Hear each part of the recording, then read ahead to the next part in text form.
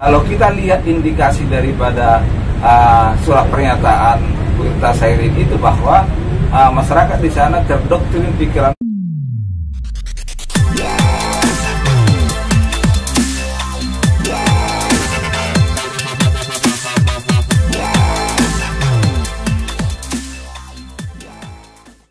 Tinggal 4.000 yang nyata ya, sama 1.600. Totalnya jadi 6.000. Totalnya kurang lebih 5.500.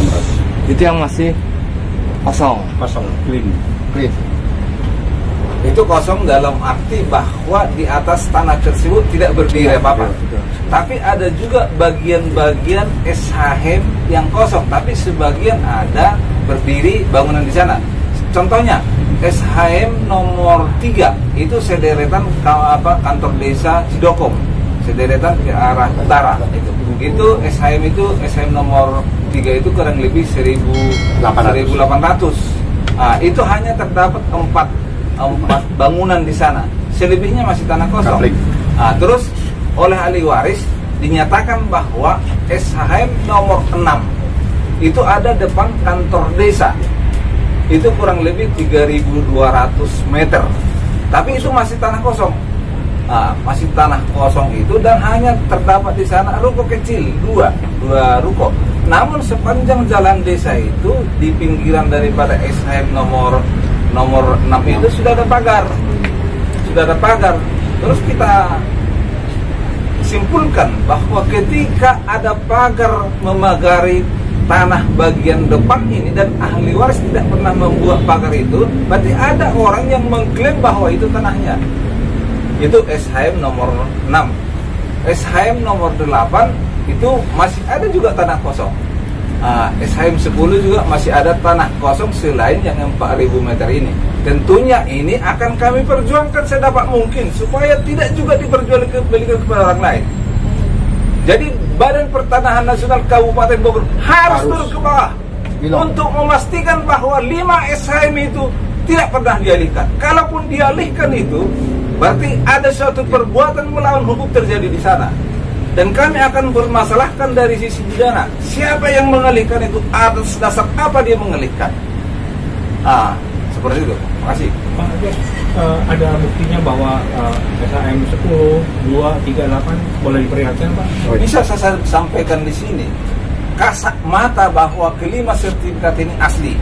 Tanda tangan pejabat yang berwenang pun di sana adalah tanda tangan basah. Ini sampul depan SHM nomor 2 yang luasnya 1.600 meter. Peralihan itu diperoleh dari tangan pertama itu tahun 74 sudah merupakan sertifikat. Itu tertulis atas nama Wahana SH. Kemudian tahun 1983 dijual kepada Ingrid T. Kurniawan. Kemudian tahun 1988 dijual kepada almarhum Suroso. Ini sejarah peralihannya. Itu SHM nomor 2. SHM nomor 3 ini tampak depannya adalah semua original dan asli. Terus sejarah peralihannya bahwa sertifikat ini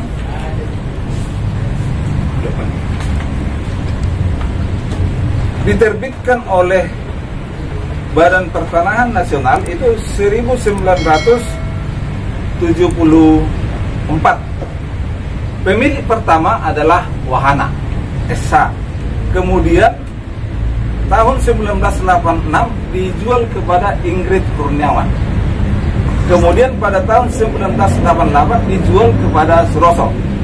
Ini bukti peralihannya menurut administrasi pertanahan negara. Pak, itu yang oknum menjual itu dasarnya pakai apa dia, Pak? Kalau sebenarnya kan buktinya udah ada dari sini, dari sertifikat ini. Mereka dasarnya pakai apa dia untuk menjual itu? Apa ada pembuatan aspal atau bagaimana? Sertifikat pembuatan mereka dari pihak yang menjual itu? Ya, terima kasih. Untuk ini bisa saya jelaskan nanti, bisa ditambahkan oleh ahli waris bahwa di lapangan kami coba investigasi dan mencari informasi.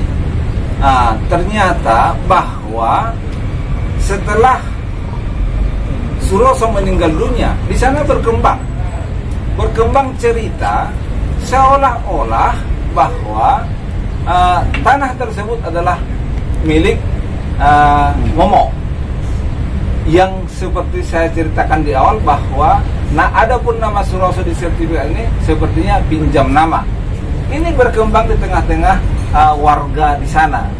Jadi kalau ditanyakan apa alasannya untuk menjual, justru itu yang menjadi pertanyaan besar dari kami. Apa sih hakmu untuk menjual tanah orang lain? Yang bisa menjawab itu adalah lurah. Kalau misalnya itu tidak AJB, tidak akte jual beli yang diterbitkan oleh camat sebagai PWT atau notaris sebagai PWT. Apa dasarnya untuk memperjualbelikan itu? Tapi kalau kita lihat indikasi daripada surat pernyataan Bu Irta Sairin itu bahwa masyarakat di sana terdoktrin pikirannya bahwa itu adalah bukan milik ahli waris Suroso. Seperti apa alasannya? Mungkin itu bagian daripada kepala desa yang mengetahui secara real ya. Tapi kami menduga itu pasti dilakukan dengan melawan hak dan melakukan perbuatan melawan hukum. Ini kemudian hak milik nomor 6. Itu sejarah peralihannya itu tahun 1974 atas nama Muhammad Usman. Terus kemudian tahun 1986 dijual kepada Antonius Sanjaya Kurniawan. Terus tahun 1988 itu dijual kepada Suroso. Ini bukti peralihannya di dalam sertifikat hak milik nomor 6. Oke. Sertifikat hak milik nomor 8. Sejarah peralihannya bahwa pemegang hak awal SHM nomor 8 ini adalah Muhammad Usman. Terus kemudian tahun 86 dijual kepada Antonius Sanjaya K. Kemudian tahun 1988 dijual kepada Suroso. Ini histori daripada kepemilikan awal sampai terakhir kepada tangan Suroso. Itu SHM nomor 8. SHM nomor 10 yang paling luas, 2,5 hektar lebih. Jadi tahun 1974 itu sudah terbit sertifikat.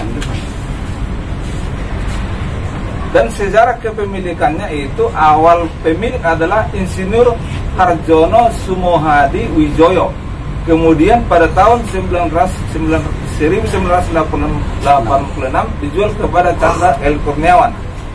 1988 dijual kepada Suroso. Ini histori peralihannya. Jadi sangat tidak masuk di akal kalau kemudian di tengah-tengah masyarakat yang ada di sana hanya sebagai pinjam nama.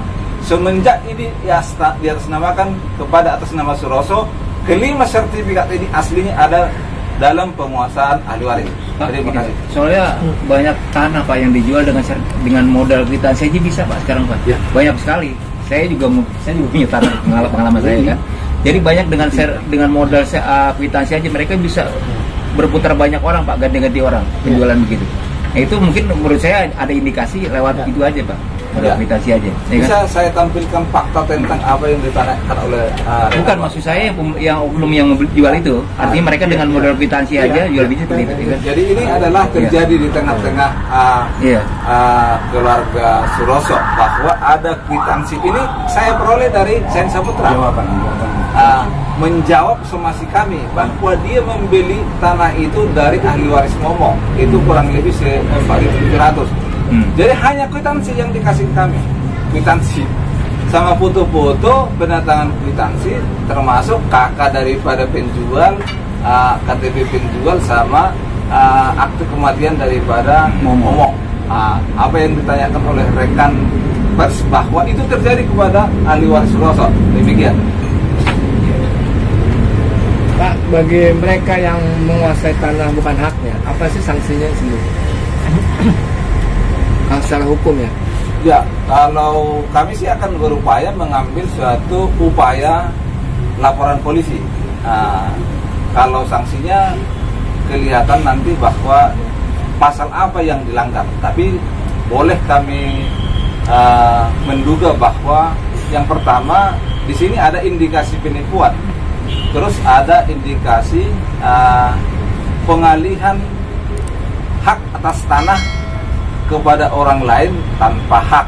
Nah, itu diatur dalam 378 dan 385 KUHP. Ancaman hukumannya jelas di sana. Dan sekarang juga kami sedang merencanakan untuk melaporkan semua perbuatan-perbuatan yang diindikasikan melanggar hukum pidana, kami akan laporkan ke polisi. Apakah termasuk oknum kepala desa juga, Pak? Kenapa? Ya tentunya, kalau Sain Saputra yang sekarang menjabat kepala desa itu merupakan salah satu yang kami rencanakan untuk laporkan ke polisi, karena ada suratnya kepada kami yang menampilkan bukti-bukti, walaupun itu fotokopi, tapi suratnya itu kepada kami tanda tangan basah. Karena setelah kami analisa ada di sana dugaan-dugaan tindak perbuatan melawan hukum. Pak Jos, langkah-langkah berikutnya setelah penjelasan tadi yang maksimal, itu apa langkah dari kuasa hukumnya ahli waris untuk menindaklanjuti sampai cepat terkuak masalah ini? Itu langkah-langkah yang disusun. Kami akan tetap menempuh upaya hukum. Tentunya semoga kemudian orang-orang pemerhati hukum atau masyarakat halayak ramai, bahkan pemerintah yang berkaitan dengan permasalahan ini bisa kemudian mereka turun untuk kemudian melihat ini sebagai suatu persoalan yang harus diselesaikan. Tentunya langkah-langkah yang kami lakukan untuk percepatan ini adalah, yang pertama kami akan tetap nanyakan ke Bupati Kabupaten Bogor seperti apa sih jawaban terhadap surat kami. Kami akan bertanya juga kepada BPN. Ketika data-data lengkap sama kami, maka kami akan juga melakukan gugatan perdata ke pengadilan negeri. Itu dalam konteks perbuatan melawan hukum, karena ada peralihan-peralihan yang memang melanggar hak daripada ahli waris. Berarti ada indikasi ada oknum-oknum kayak bupati dan lain sebagainya yang ikut bermain di sini gitu. Bisa bilang dari sejak berapa tahun ya udah mulai ada indikasi-indikasi itu? Ya, boleh saya sambung dari cerita dari Pak Pak George, bahwasanya indikasi itu kami dapat ketika awalnya Pak Sain Saputra tahun 2019 menanyakan tentang tanah yang kami miliki. Beliau datang, ada rencana katanya mau beli dengan pembelinya Darunaja melalui tangan beliau. Nah, ketika dilihat di lapangan, ternyata ada sebagian tanah yang sudah di Pagerseng. Waktu kami lihat, loh ini kan tanah, ini kok di Pagerseng? Iya Pak, itu sudah kalau nggak salah 2010-an saya katanya dapat informasi dari masyarakat setempat, ya kan ya. Nah terus untuk tembok, kalau orang sana bilangnya tembok Berlin yang diduduki oleh Darunaja, itu berdiri kurang lebih 2018-2019 itu sudah mulai dipagar dan terus ke sana malah ditembok. Dan lebih parahnya lagi itu ketika kami sudah tahu itu Dedi, Sain Saputra malah menjual gitu, menjual tanah tersebut gitu. Tambah masalah, saya baru tahu ketika pemilihan ke lurah kedua, malah kepala desa kedua, di mana beliau mencalonkan diri. Nah, saya dapat informasi dari warga bahwa tanah di bagian di kurang lebih yang di 1.800 sudah dijual. Nah, saya tanyakan kepada Pak Sain Saputra, Pak Sain Saputra, ini kok tanah yang 1.800 Bapak jual? Lah kan perjanjian dengan kami itu kan nggak boleh dijual. Ini aja sampean baru DP, saya bilang gitu. Oh enggak Pak, ini pasti akan saya beli. Darunaja pasti beli, dia bilang begitu. Nah seperti itu indikasinya, Mas. terkait dengan Darun Naja, apakah ahli waris sudah pernah berhubungan dengan Darun Naja, menghubungi pihak Darun Naja, atau mungkin rumah-rumah yang sudah dibangun di sana, apakah sudah ada follow up ke sana? Ya, bagus pertanyaannya Mas. Jadi gini, untuk Darun Naja, kami sudah coba untuk menemui beliau, langsung ke kantor pusatnya yang ada di daerah Jakarta Selatan. Kami ditemui oleh Bapak Sulistyo dan kedua Bapak Bambang. Tapi ketemunya Pak Bambang ya, Pak Sulistyo melalui via telepon aja karena beliau katanya ada Pak Sulis juga ya. Oke. Nah, kami tanyakan, Pak, Bapak beli tanah Darun Naja kok di tanah kami? Oh, saya nggak tahu. Dia bilang, saya beli dari warga situ, itu ada giriknya, dia bilang ceritanya. Cuman dia nggak mengeluarkan, dan itu sejadi udah kami beli secara ini loh, dia bilang secara benar, dia bilang loh ini ada di tanah kami dan kami keluarkan sertifikat nomor 10. Ini loh Pak tanahnya, gitu loh. Kok Bapak ada di dalam situ gitu. Nah ternyata beliau nggak bisa jawab. Nah beliau mengalihkan cerita malah, Pak, di sebelah ini ada tanah 4.000. Itu milik siapa, Pak? Nah, ya itu kan bagian dari tanah kami juga. Itu pun Bapak tembok. Ya itu rencana saya mau beli, Pak. Ya oke, kalau mau beli, boleh silakan, kita mau ketemu.